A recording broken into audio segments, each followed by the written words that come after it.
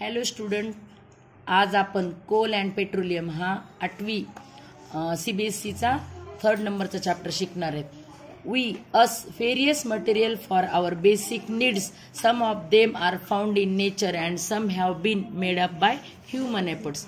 म्हणजे हे जे मटेरियल आहेत आपल्याला काही बेसिक स्वरूपामध्ये नॅचरलमध्ये मिळतात आणि काही ह्युमन एफर्ट्सनं बनवलेले असतात. मग नॅचरल रिसोर्सेस कोणते कोणते आहेत? Our nature has given us various thing such as air, water, forest, mineral, soil.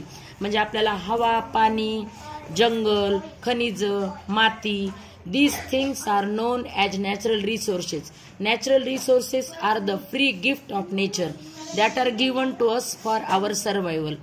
They are land and water, plant and animal, air and sunlight. Mineral resources such as coal and petroleum.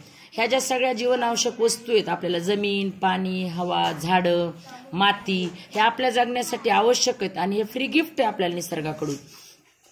Depending upon the availability of various resources in nature, the natural resources can be broadly classified into inexhaustible and exhaustible resources. Depending upon the availability of various resources, मिळणाऱ्या ज्या आपल्याला ह्या गोष्टी आहेत free gift नेचरचे, ते काय अमर्याद आहेत आणि काही लिमिटेड आहेत. आता अमर्याद कोणत्या कोणत्या गोष्टीत आपण हे पुढे पाहू.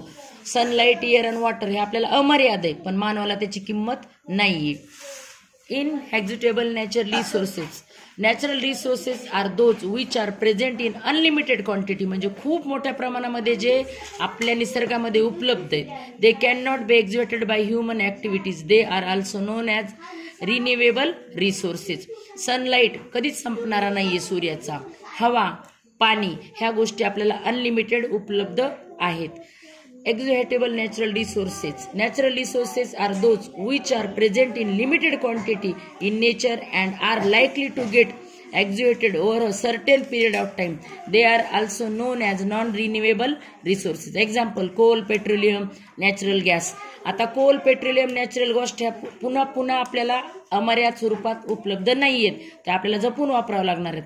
त्याच्या पृथ्वीच्या पोटामध्ये खाणी आहेत आणि त्या शोधून त्याचा लिमिटेड वापर करावा लागणार आहे मानवाला. तरच ह्या गोष्टी मानवाला पुढच्या पिढीला पुरवता येतील किंवा त्या संपणार नाहीत आणि जपून वापरावं लागणार आहेत.